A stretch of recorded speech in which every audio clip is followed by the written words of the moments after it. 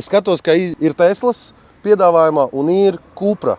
Šis ir Seat ražojums, cik es saprotu, VAG grupas.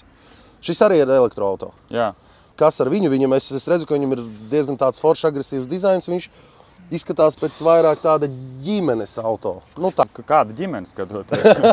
Nē, skaidrs, ka ne ar 3 bērniem. Bet, tas ir Cupra Born, jā, tas ir VAG grupa, tātad Cupra tas ir Seats izdomāja, kad viņi grib startēt, mainīt to brendu, uztaisīt jaunu brendu, jo Cupra bija Seat tāds sporta mašīna, tā kā apakšnodaļa, tā kā apakšnosaukums. Elektromašīna Cupra tas ir uz ID3 bāzes, uz VAG grupas ID3 bāzes. Viņš ir tāds, crossover tipa mašīna. Ja mēs salīdzinām, piemēram, to pašu VAG grupas ID3 un Seat, kas ir viena un tā pati mašīna, ID3 tad šī izskatās, galvas tiesa pārāk par ID3. ID3, es esmu redzējis viņu dzīvē, man liekas, stāv viņam dīlerī, un viņš tāds, mašīna un mašīna, viņš tāds, šitas tāds, kaut kāds vairāk priekš jauniešiem, es teiktu tā.